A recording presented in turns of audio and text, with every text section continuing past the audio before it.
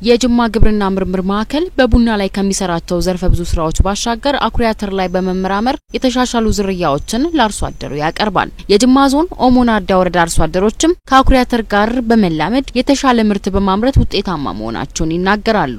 አቶ ቦሲቱ ከና ቆረኖ ቆና ጅማ የአኩሪ አተር ዝርያን የጅማ እርሻ ምርምር ማዕከል ባለሙያዎች ይዘውልን መጥተው ዘርተን አሁን ምርቱ በጥሩ ሁኔታ ላይ ይገኛል። ስልጠናም ሰጥተውናል። ሁለት አይነት ዝርያ ነው ያመጡልን።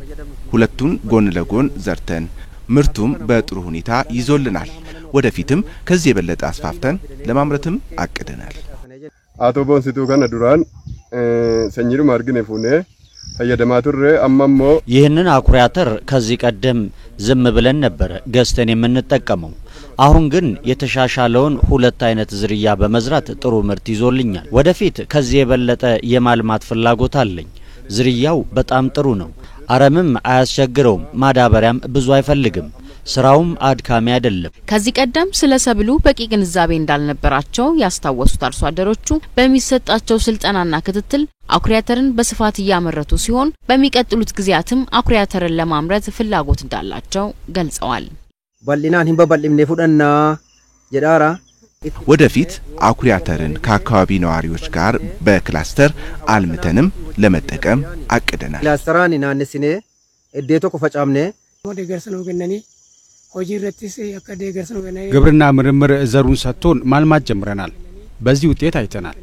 ከዚህ ባሻገር በአኩሪ አተር ስለሚዘጋጁ ምግቦች ስልጠና እንደሚሰጡን ቃል ገብተዋል። እኛም ለወደፊቱ በብዛት ለማልማት ተዘጋጅተናል። በማዕከሉ የአኩሪ አተር አዳቃይ ተመራማሪና የቆላ ቅባት ሰብሎች ምርምር ፕሮግራም አስተባባሪ እንደሚናገሩት የአኩሪ አተር ምርት በሚጠበቀው ደረጃ በሀገሪቱ ባይስፋፋም 38 የሚሆኑ ዝርያዎች ተለቀዋል። ተግዳሮቶችን በመቀነስም ምርቱን ለማሳደግ እየተሰራ ነው። ወደ 38 የሚሆኑ የአኩሪ አተር ዝርያዎች ተለቀዋል። እንግዲህ ምርምሩ ከተጀመረ በርካታ ጊዜ ወሰደ ቢሆንም አኩሪ አተር በሚፈልገው ደረጃ አልተስፋፋም። ያም የሆነበት ትልቁ ምክንያት አንደኛ ሰብሉ አዲስ ስለሆነ እንዲሁም ደግሞ ከዚህም በፊት በተለይ ከ10 ዓመት በፊት በመንግስትም ትኩረቱ አናሳ ነበር።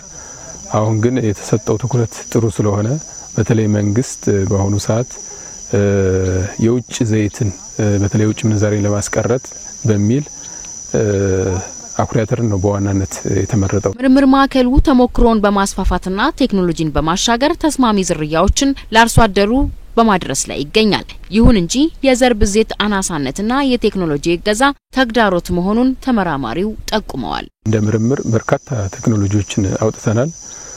38 እንዳልኩት 38 የሚሆኑ ዝርያዎችን አውጥተናል። ከዛ በተጨማሪ ሌሎች የአኩሪ አተር ቴክኖሎጂዎች በብዛት ወጥተዋል። ስለዚህ እነዚህ ቴክኖሎጂዎች ደግሞ ወደ አርሶ አደር ወደ ተጠቃሚ ወደ ግል ባለሀብቶች ማስፋፋትና በብዛት መመረት አለበት። መንግስት ትኩረት ሲሰጥ እንግዲህ ምርቱ ካልተመረተ ምንም ዋጋ የለውምና ያን ለማድረግ ደግሞ አንደኛ አሁን ያለው ችግር መነሻ ዘር በጣም እንደ ሀገር በጣም አናሳ ነውና አኩሪ አተርን ልክ እንደ ሌሎች ሰብሎች በብዛት አይባዛም አዲስ ስለሆነ። ስለዚህ የዘር ብዜቱ ላይ ትኩረት ተሰጥቶ መሰራት እንዳለበት ምርምር ማዕከሉ የወጡ ዝርያዎችን በማስፋፋት ከሌሎች ማዕከላት ጋር በመጣመር ለአኩሪ አተር ምቹ በሆኑ አካባቢዎች ከጅማ ዞን ውጪ ለማምረት ከፍ ያለ ስራ መሰራቱን የጅማ ምርምር ማዕከል ዳይሬክተር ለሚቤክሲሳም ተናግረዋል። ምርምር ማዕከሉ በአሁኑ ጊዜ ከፍተኛ ትኩረት በመስጠት እነዚህ ዝርያዎች በምርምር ማዕከል ላይ ብቻ እንዳይቀሩ አልሚ ድርጅቶች የተለያዩ አልሚ ድርጅቶች ጋር በመሆን ዓለም አቀፍና ሀገር አቀፍ የሆኑ ተቋማት ጋር በመተባበር መነሻ ዘር እናባዛለን። እነዚህ መነሻ ዘሮች ደግሞ ወደ አርሶ አደሩ እንዲደርስ በተወሰነ መልኩ እኛ የሰርቶ ማሳያ ስራዎችን እንሰራለን።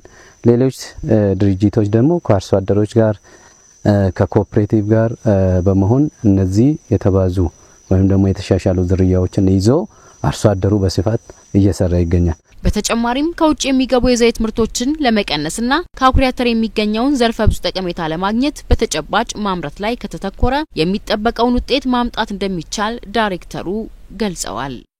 ለምግብ ዘይት የሚወጣውን ሃርድ ካረንሲ ለመቀነስ ሀገራችን ፖቴንሻል አላት። የተለያዩ ቦታዎች ላይ እነዚህን የምግብ ዘይት የሚያመርቱ ኢንዱስትሪዎች ተቋቁመዋል።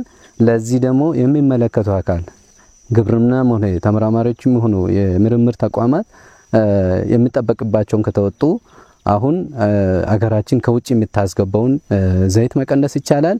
አልፎም ደግሞ የሃርድ ካረንሲ ለማምጣት እነዚህን ምርቶች ወደ ውጭ ማቅረብ እንደሚቻል በተጨባጭ ያየን ነገር ስለሆነ ሁሉም ኃላፊነቱን መወጣት ያለበት